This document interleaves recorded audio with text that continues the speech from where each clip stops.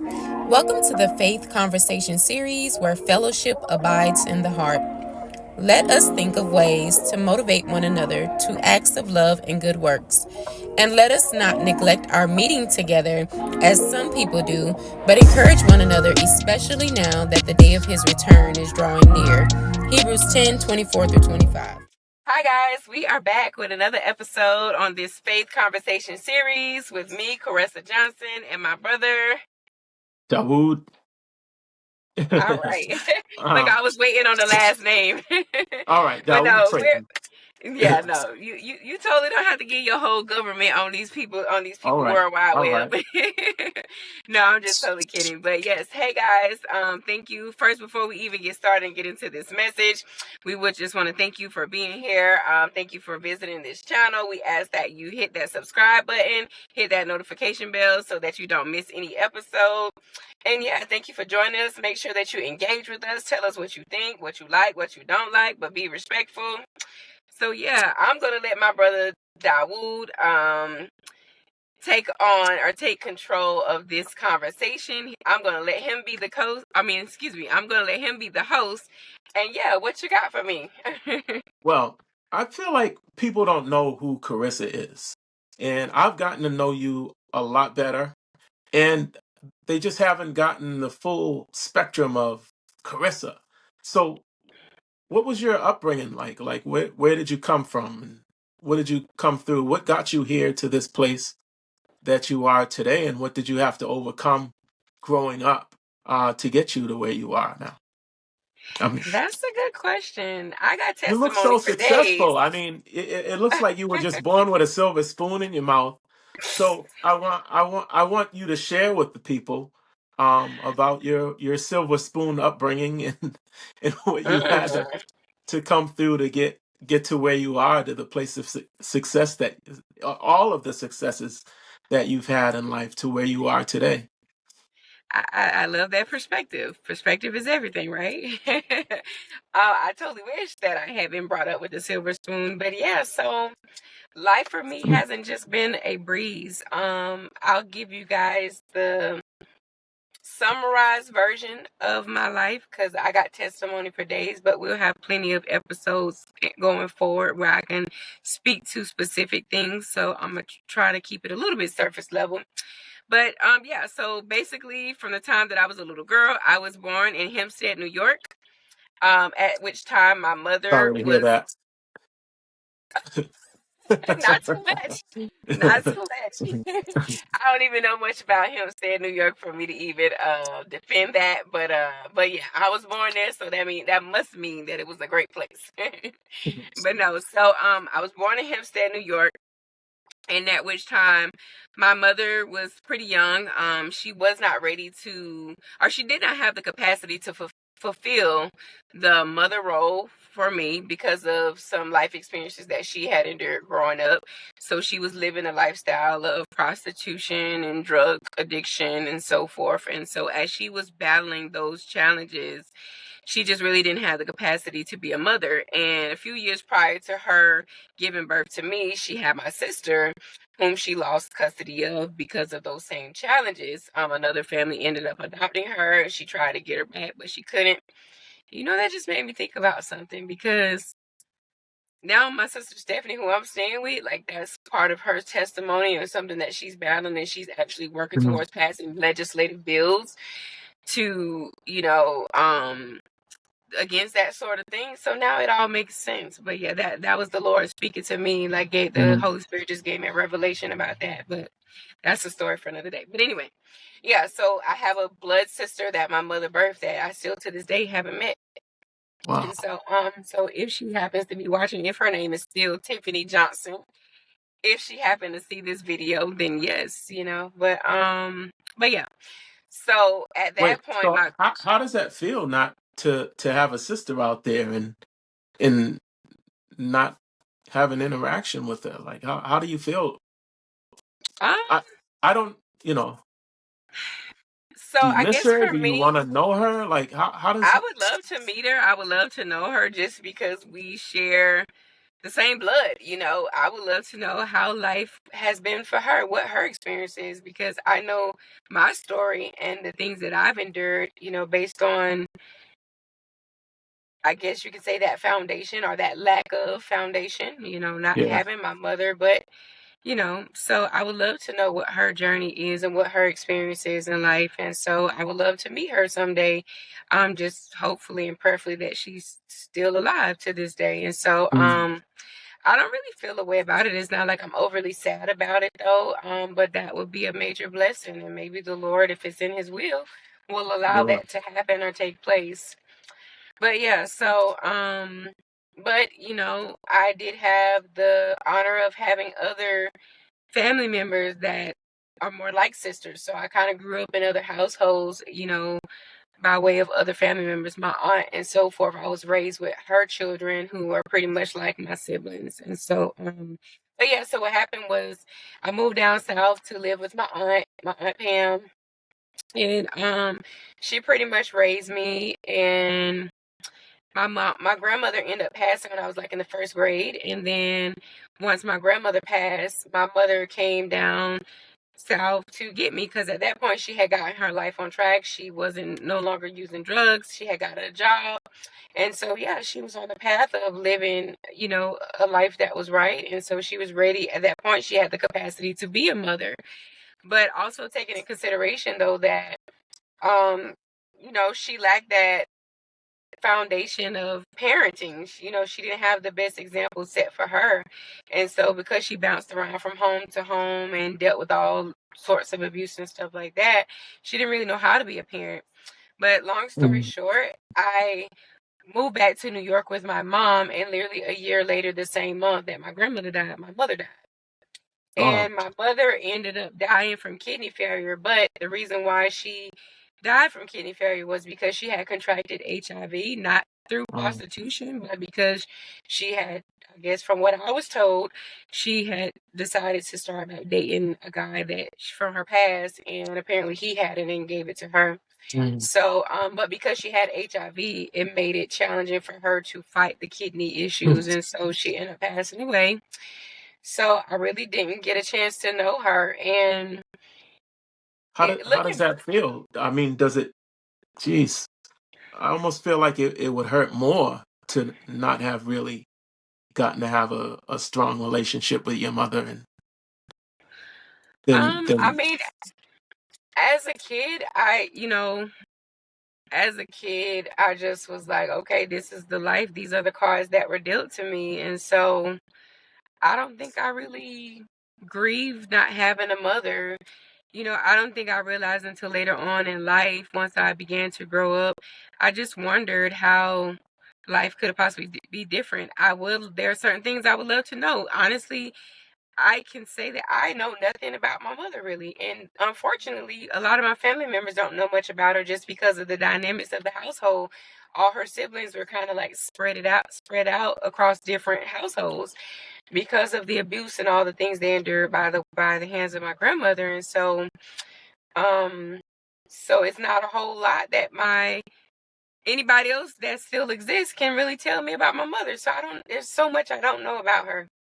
So sometimes that's disappointing, because I would like to know about some of the things that, are some of the qualities or even some of the shortcomings or flaws. Like, mm, what did I inherit from my mother? And I don't know that background, or without knowing her, I don't know. But yeah, so my mom passed, and then after then, I bounced around from household to household. There was never really any stability in my life. And obviously, bouncing around from household to household, I endured mental, physical, sexual abuse. And I really felt like there was never a safe place. As soon as I would get accustomed to one person or one home, then I would be then moved or bounced around to another mm, home. And each home I dealt with some level of abuse. And so, and I don't fault the people whose care I was in, because the one thing I have learned, one thing that life has taught me, is to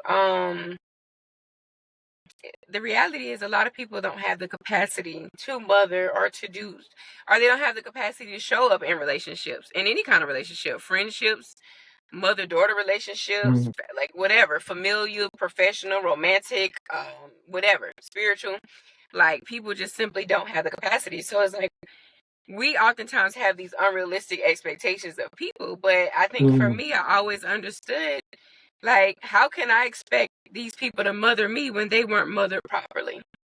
See that this is what's so unique about you that I just I don't can't put into words. How did you come up with such a mature view to understand that these not to expect more out of these people than what they're capable of giving, and then having the sensibility to not hang on to it and become bitter, but just to kind of forgive and accept. Like where did that happen? At what point in your life did did you come to this conclusion? I obviously that had to be a gift that the Lord birthed, like I was born with, because I just don't ever remember as a kid, like it was like people would wrong me or do things or Yeah. violate me, but I just couldn't hold on to any level of anger with those individuals. And then as I grew up and I just learned, I don't know, So you were I never always, bitter or angry towards people for dropping the ball on for not providing stability. no, not at all, and And I would my thing imagine is that some of the kids around you they would be angry, right? Some of the yeah, kids you stay absolutely. with, your and other family members, they were angry. Yeah, but What I'm is it like, about what? you that kept you from going down that hole of bitterness and just being angry? I guess, and at you, it's surprising because at an early age, it's like, how would I even know this? But if I had to think, it's like, what would I gain from being angry and bitter? Like that doesn't change my That's so reality. mature. That's so That mature. doesn't change my reality. So me Yeah. being mad at them, it doesn't change me being mad at the person who violated me, the family member that touched me the wrong way or had sex with me before at a very early age. Me being mad with them doesn't change the experience. It doesn't take it away. So why rob myself of peace by holding on to anger or bitterness with someone else? You know what I'm saying? But on the flip side of that, that cultivated a people pleaser in me. That taught me to be too forgiving, in a sense. And I don't even know if that's really supposed to be a thing because, we're taught to forgive. The Bible tells us to Yeah. forgive and so forth. But honestly, But the Bible doesn't, here's one thing, if you don't mind. The mm-hmm, Bible doesn't teach you the process of forgiveness. mm-hmm, And yeah, there is a process that has to go through because if you don't experience legitimate anger, then what are you forgiving? You're not yeah, forgiving the transgression. You yeah, haven't really acknowledged the transgression. I learned that in clinical. We sometimes yes, forgive, but go through each step. mm-hmm, And then when you forgive, you're forgiving the right thing. yeah, So there's a lot to unpack there, man. But honestly, at the end of the day, you like you're not you're set up. You're different. There's something different about you. There's a different quality for you to be like that. And did you grow up in the church? Like what got you to that place? yeah.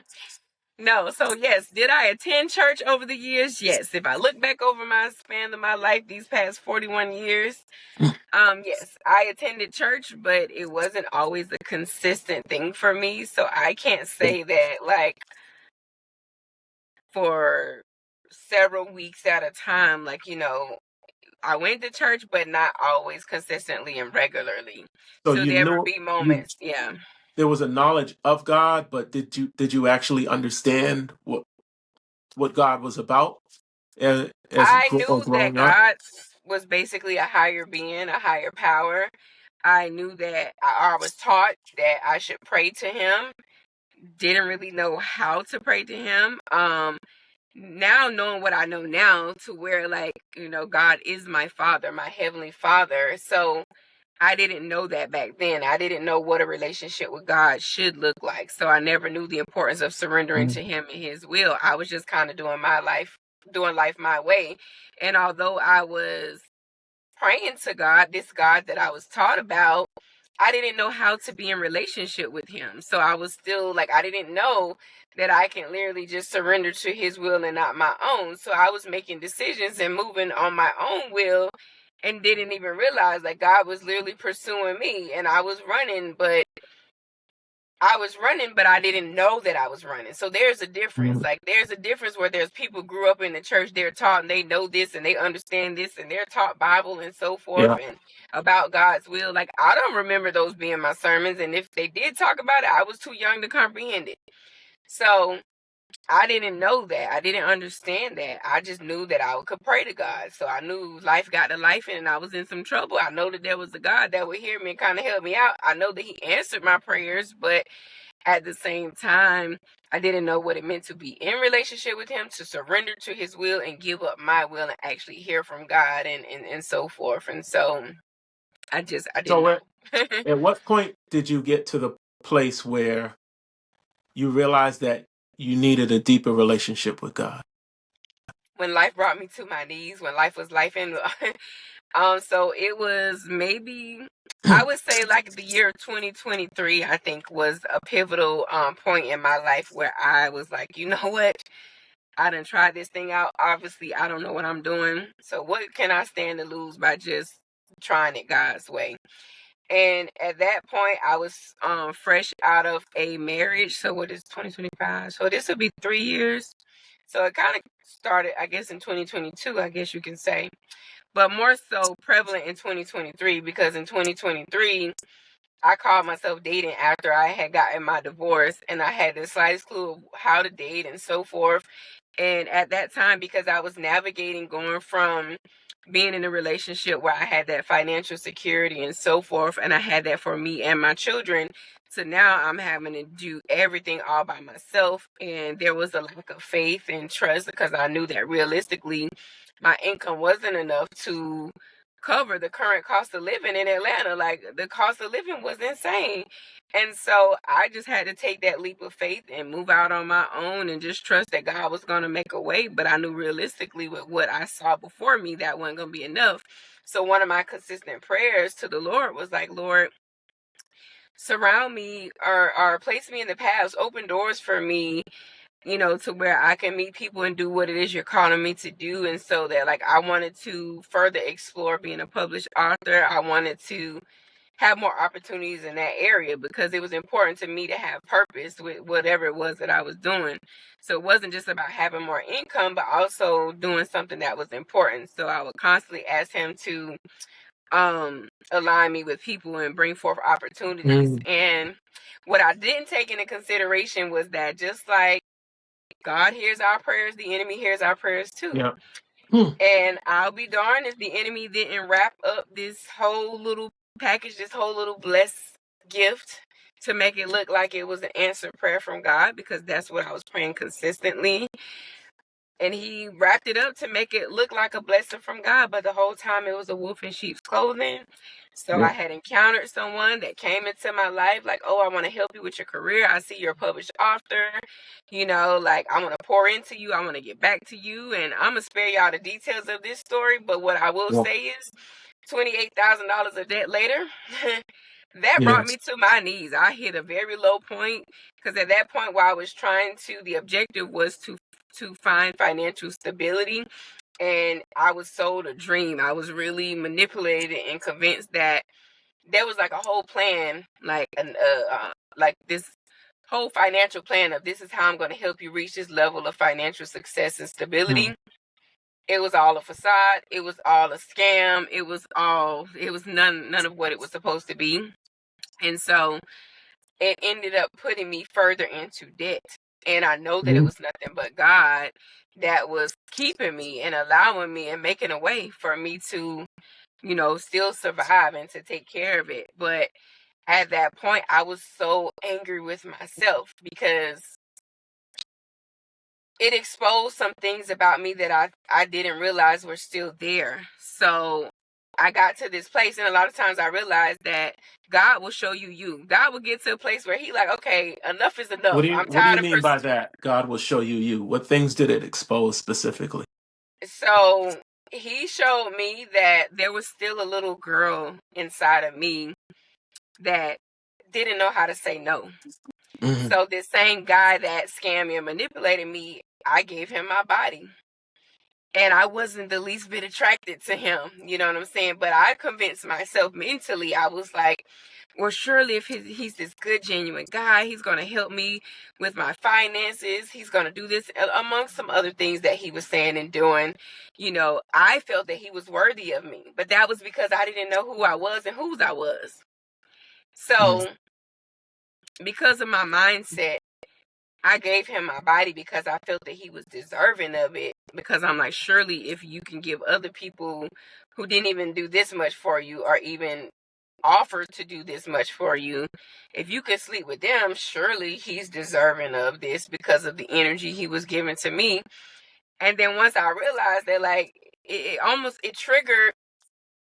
it triggered this memory in my mind of when I got groomed by the relative that sexually assaulted me. It was almost like he did the same thing because he manipulated me and sold me this dream just to have sex with me and steal my money, you know? So So, here's one thing that I've noticed, and I didn't share my story of the past two years of getting in clinical and mhm, going through therapy, intensive therapy for almost a year. But one of the things that we know that trauma does to us is it can become familiar to us. mhm, yeah, And people will go towards familiarity over anything else usually because mhm, they're comfortable in it. So yeah, even dysfunction, yeah, we have to know that dysfunction becomes, it becomes normal. yeah, And we want to go back to normal because normal means stability. And we all yeah, crave stability. And especially for someone who didn't have stability like mhm, yourself, um, instability or chaos becomes yeah, stability. And if you don't have a certain level of chaos, we somehow, in one way or another, are acclimated towards that. In other yeah, words, and just knowing that isn't always enough. Um, mm-mm. it isn't always enough because we can tend to find ourselves right back in that type of place. After being emasculated in this Mhm, way, okay, maybe you may not be emasculated physically like that, right, but maybe mhm, you'll always acclimate yourself to relationships where people emasculate you in other ways.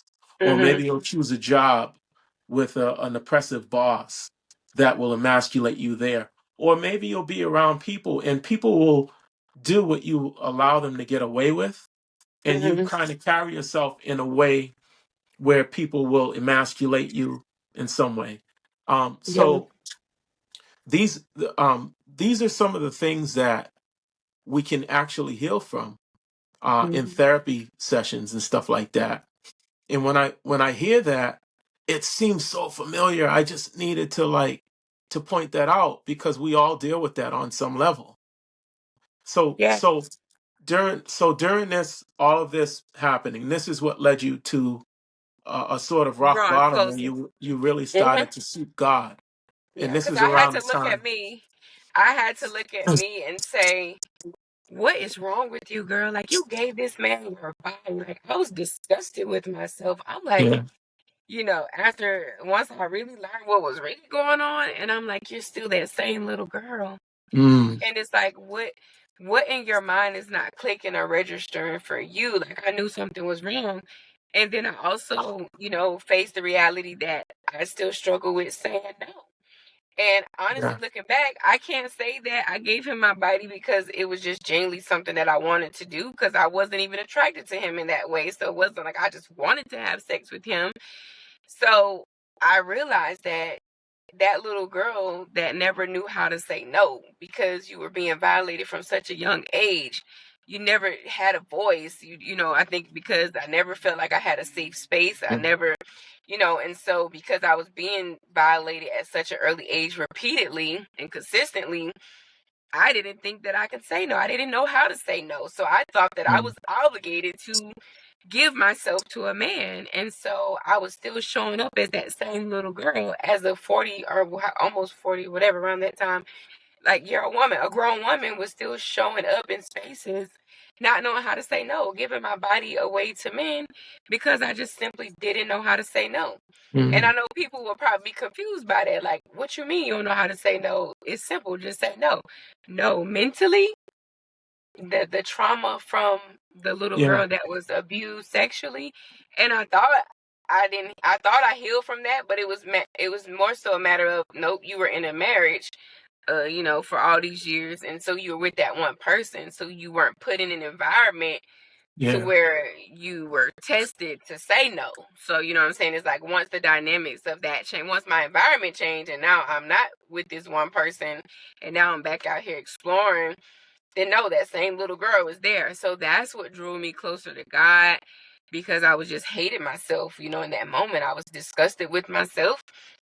And I'm like, no, I'm like, I can't do this thing called life my way. I don't want to do it my way because obviously I don't know what I'm doing.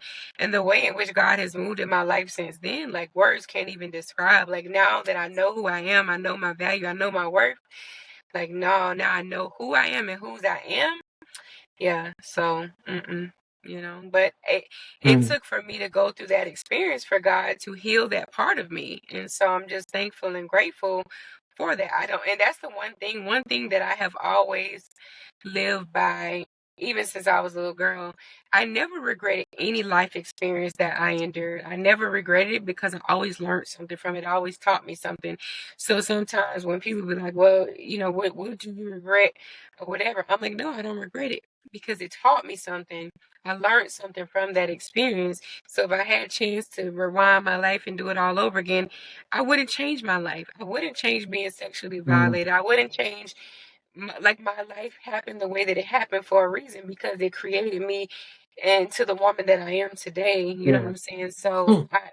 and God obviously allowed it to happen the way that it did. So I don't regret my life experiences. I go through life appreciating and thankful and grateful for the experiences Yeah. because it taught me a lot of things. And so, yeah. The one observation I made about it is concerning this is that you were looking for a legitimate thing, a legitimate God thing, and somehow you were just kind of confused and taken off course because you mentioned like having people for your life, people that God sends into your life, and that's one of the biggest things that I prayed for. And I remember saying to myself, okay, I need to go and find me a wife because I want to get married and stuff like that. And the Bible said it's not good for man to be alone. But at the same time, I had to look at it in a different way. It's not good for man to be alone, but do I need a wife to have people in my life? Right? Because there's a such thing as kingdom helpers. So it doesn't necessarily mean that I have to have a relationship and companionship and romance, but it just means that I need to have people for my life. And I did some research. Men that are not married tend to die 15 years earlier than men that are married. And for women, it's 7 years earlier for women that are not married. And it's not the marriage that keeps them alive. It's the personal relationships. It's having people in your life that keeps people alive longer. And I realized that, and after getting a good rebuking sermon from my pastor, Pastor Darius McDaniels, I got back on track and realized that there are kingdom partnerships out here. There are friends and people that I can have in my life. And another thing that I wanted to definitely concentrate on is having female platonic friends. I specifically want to establish relationships with female platonic friends because of the upbringing, because of the way that rap music portrays people. I almost feel like black men and black women hate each other's guts, especially like white women, cool, but black men, it seems like we hate black women and black women hate us back. So we not doing that. We gonna break them curses. We coming together and we're gonna have some good, healthy, platonic relationships where we not sleeping with each other and we are able to like go about kingdom business. And Right. That's so good yeah. that you said that. And that's good that you said that. And that's definitely a whole nother conversation for another episode. But Yeah. I will say this because I want to wrap up this episode. Due to time, I know now some people have a very short attention span, and so we don't want to keep the people too long. But I love that you said that. And what I will close with is just simply that, like, my perspective is now expect nothing from people and everything from God, because God is the source. He is the only source that has an unlimited supply of everything that we need. And so once we begin to expect things from people, or expect all these things, or expect fulfillment from people and things as opposed to God, then we'll continuously be in this repetitive cycle of disappointment, because the reality is people are humans, that level of humanity within us. We just won't always have the capacity to be everything to everyone. Only God has the capacity to do that. And so it's those unrealistic expectations that cultivates the disappointment that we face in our lives. And we have to learn how to be whole. And how do we learn how to be whole? Only God can make us whole. We don't need another person or things or a job or whatever, all these things to make us whole, because the reality is people and things will disappoint us. And you wonder why people who are rich or wealthy or whatever take their lives. It's because those things and people don't make them whole. And so Yeah.